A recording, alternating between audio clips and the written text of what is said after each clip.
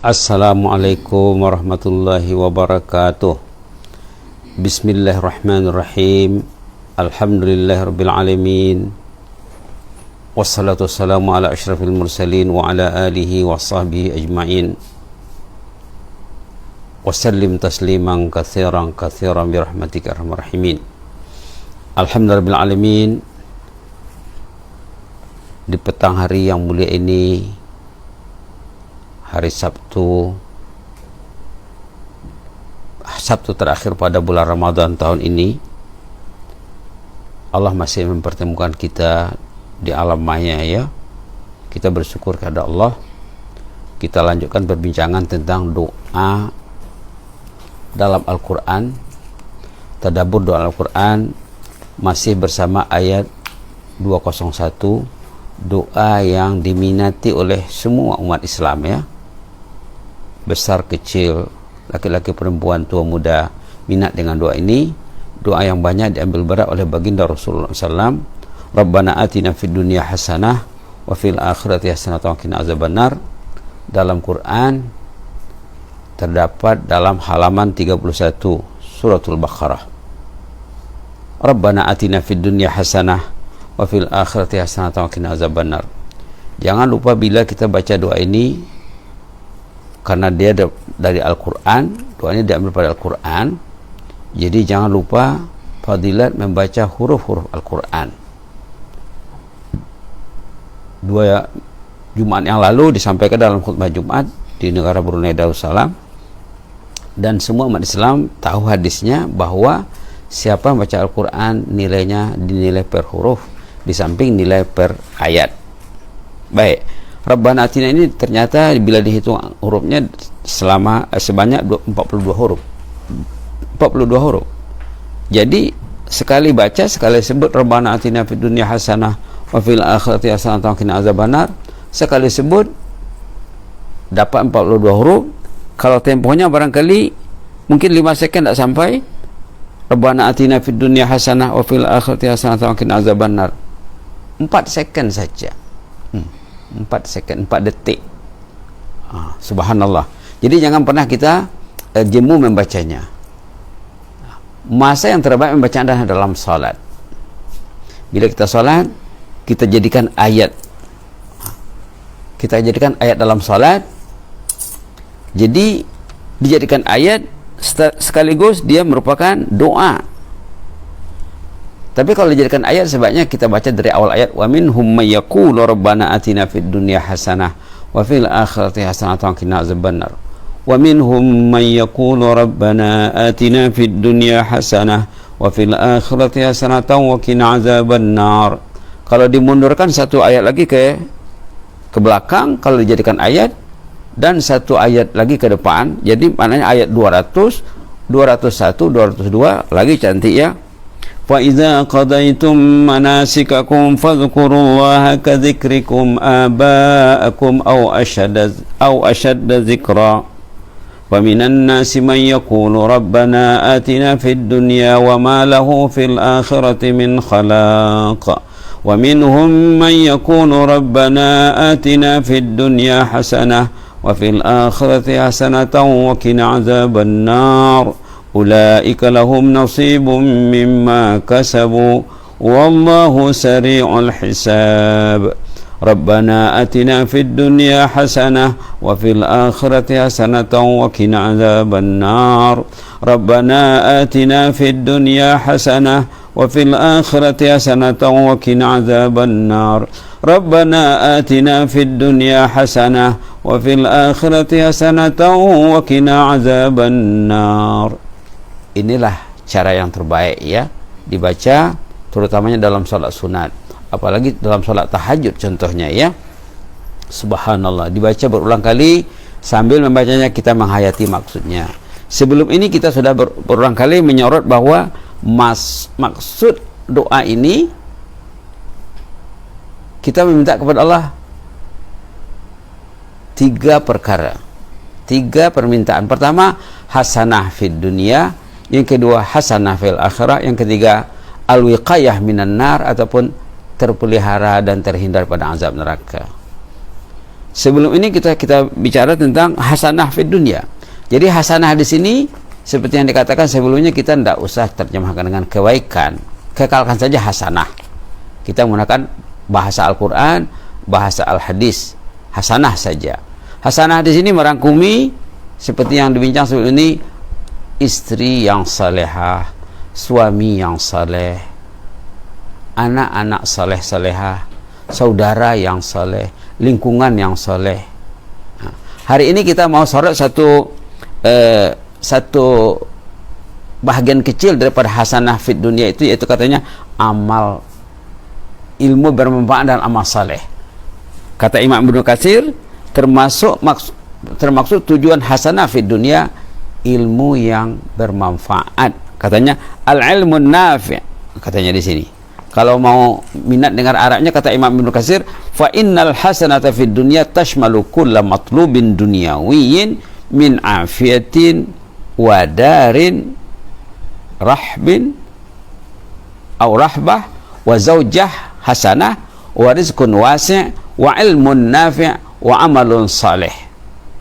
Merangkumi keafiatan, rumah yang selesa, istri yang jelita, subhanallah, rezeki yang luas, ilmu yang bermanfaat dan amal saleh, wa markab hani dan kendaraan yang selesa, wa thana jamil dan nama yang harum, subhanallah, ila ghairi zalik dan lain-lain lagi katanya. Jadi hari ini kita nak sorot satu bahagian kecil daripada hasanah itu, yaitu ilmu nafi'.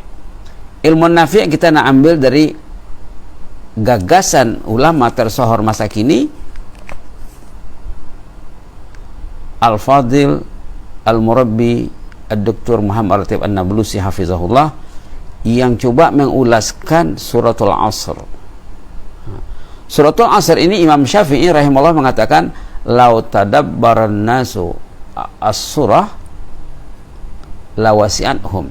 Kalau orang tu coba menghayati suratul Asr, katanya cukuplah baginya untuk dia tu selamat dan bahagia. Subhanallah. Jadi dalam mentadaburi suratul Asr ini,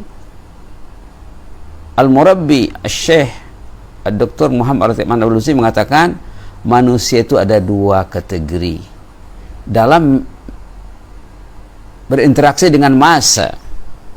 Kita 24 jam berada dalam masa. Siang tu masa, malam itu masa, pagi masa, petang masa.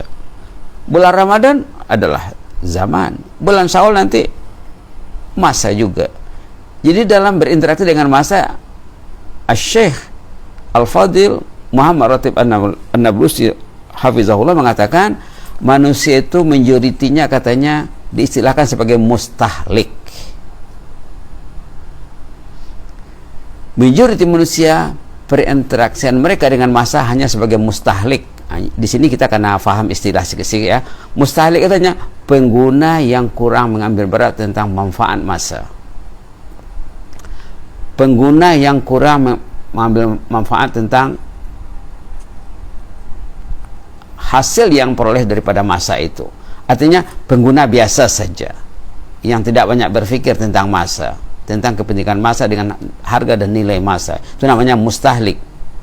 Mustahlik pengguna biasa saja. Ramadan ke masjid, kata ke masjid, dia tidak peduli sama dia. Ramadan baca Quran, tak baca Quran, tidak difikirkannya. Sementara yang kedua, yang jadi pilihan mukmin, mustasmir. Mustasmir daripada thamrah, daripada thimar. Artinya apa?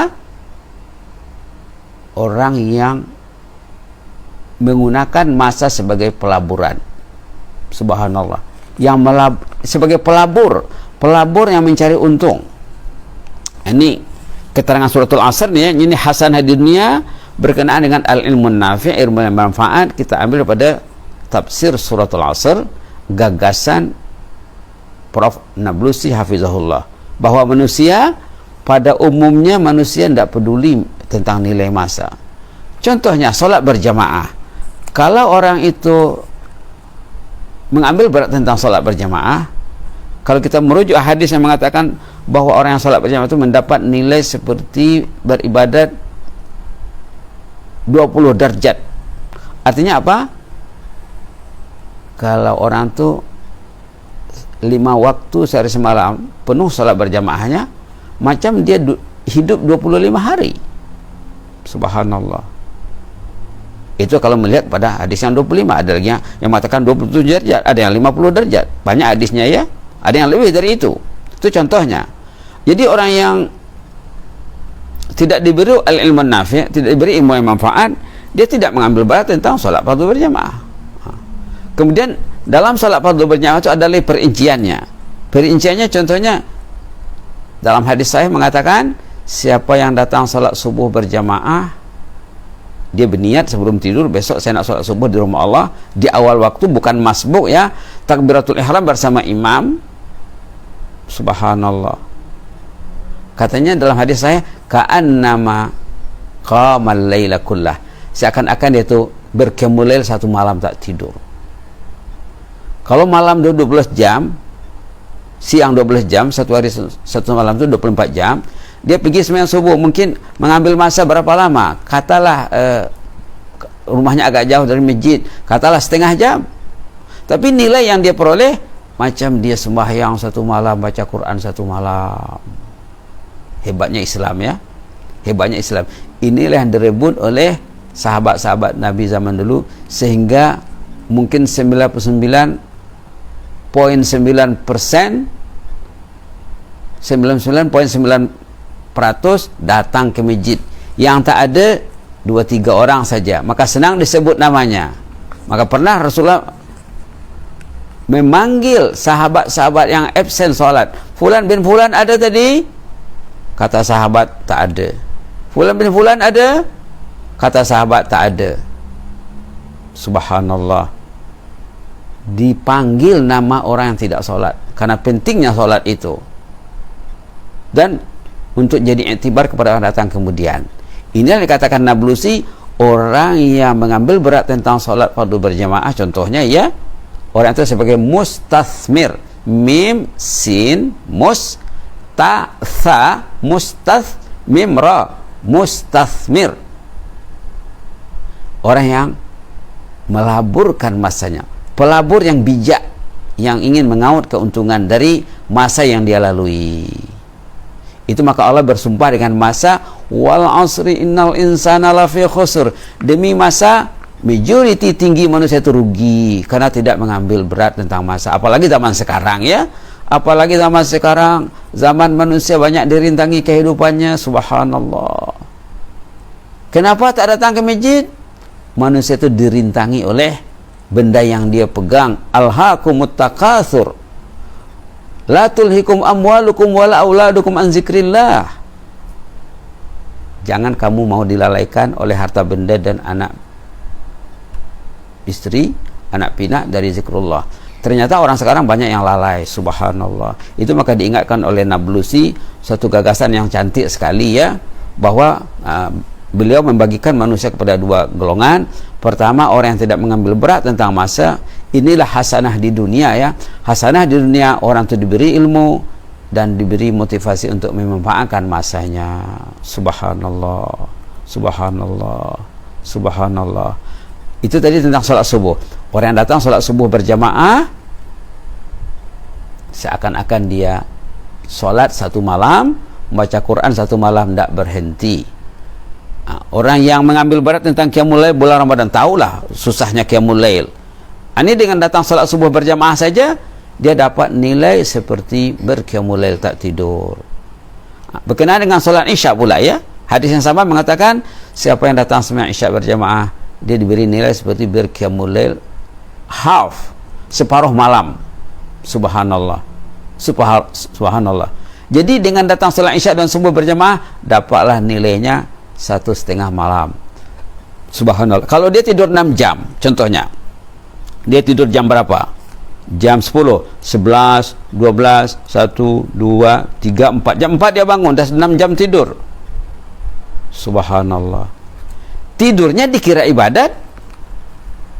Subhanallah. Sahabat dulu mengatakan, ana ahtasibu naumati kama ahtasibu qaumati, katanya. Saya ini tidur saya itu ibadat, solat saya juga ibadat, kata sahabat Nabi zaman dulu. Jadi kalau orang tua tidur 6 jam, katalah 6 jam ya, dari jam 10 sampai jam 4, kemudian jam 4 dia bangun dan dia berangkat ke masjid, tidur yang 6 jam itu dikira ibadat, kemudian perginya ke masjid ibadat juga, seperti beribadat satu malam tak tidur, dan nilai solat isyaknya seperti beribadat separuh malam. Jadi 6 jam campur 12 jam 18 jam, campur lagi 6 jam tidur, dah 24 jam. Sudah 24 jam dia beribadat kepada Allah non-stop. Subhanallah. Masa yang ditempuh 24 jam sehari semalam, nilai ibadahnya sudah 24 jam. Senang nak dapat jannah ya. Maka Rasulullah mengatakan, kullu ummati yadkhulunal jannah illa man aba. Semua umatku berpotensi meraih surga, katanya meraih jannah, kecuali yang tak mau. Sahabat kaget, sahabat tercengang, siapa yang tak mau jannah? Orang dulu hatinya hati jannah, siang teringat jannah, malam teringat jannah, petang pagi teringat jannah. Kenapa? Karena Quran di lidahnya, Quran di hatinya, Quran dibaca. Bila kita baca Quran, hampir tiap halaman, bahkan dalam sebagian surah, sebagian tempat, dalam satu halaman jannah disebut berulang kali. Jadi hati mereka hati jannah. Jadi bila baginda mengatakan ada orang yang tak mau masuk jannah, sahabat kaget, tercengang. Siapa yang tak mau masuk jannah ya Rasulullah? Waman ya Rasulullah, siapa sih yang tak mau masuk jannah, kata sahabat. Kata Nabi Muhammad SAW, man ata'ani dakhalal jannah wa man asani faqad aba. Siapa yang akur dengan perintahku, dengan aturanku, dapat jannah. Siapa yang degil, siapa yang tak ikut, berarti dia tak mau jannah lah, kata Rasulullah. Rasulullah sudah memberi tawaran tentang fadilat-fadilat tadi yang diolah daripada tafsir suratul Asr yang dikemukakan oleh Syekh Al-Fadhil Muhammad Ratib An-Nablusi hafizahullah. Mudah-mudahan Allah mencintainya dan mencintai kita juga, dan mencintai semua pencinta ilmu ya. Jadi ternyata Rabbana atina fid dunya hasanah itu luas sekali, dia punya skop, termasuklah ilmu yang bermanfaat yang merangsang orang itu beramal saleh. Jadi hebat ya. Jadi pembicaraan ini masih terbengkalai sebenarnya ya. Nanti kita akan lanjutkan lagi bahwa maksud hasanah itu luas sekali. Istri yang saleh, istri yang saleha, suami yang saleh, anak-anak yang saleh-saleh, mak bapak yang saleh-saleh, keluarga yang saleh-saleh, orang yang memiliki kesalehan yang disorot dalam suratul Asr, illal ladzina amanu wa amilus salihat wa tawassaw bil haqqi wa tawassaw bis sabr. Jadi semakin rajinlah kita membaca doa ini, dan semakin kita fahami ya, hendaknya ya, bahwa termaksud hasanah itu ilmu yang merangsang orang untuk berbuat taat, yang dikatakan al-ilmun nafi'. Ulama membagi ilmu ini kepada dua. Ada ilmu yang tidak merangsangnya untuk berbuat taat, dia ada ilmu tapi dia tak mau buat, itu ilmu tidak bermanfaat. Nah, itu berarti bukan ilmu yang bermanfaat. Ilmu yang bermanfaat, ilmu yang mendekatkan hati kepada Allah, yang merangsang untuk berbuat taat, mendekatkan hati kepada rumah Allah, kepada kitabullah, kepada kekasih Allah, kepada ulama, kepada salihin.